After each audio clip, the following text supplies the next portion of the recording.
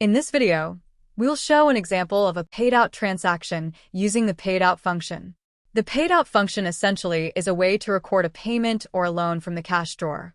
For example, if you need to pay out a store service or pay a distributor, Evolve will reflect this in your financial report under the tender category as cash paid out or check paid out. To do this, first, on the right-hand side of the screen, select the functions key.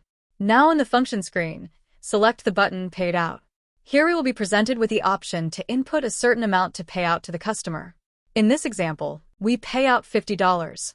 After entering the desired amount, select the To field and write out the name of the customer for record keeping. Additionally, you may enter an optional comment to save along with the paid out record. Lastly, hit Save and use the cash or check tender to execute the paid out transaction.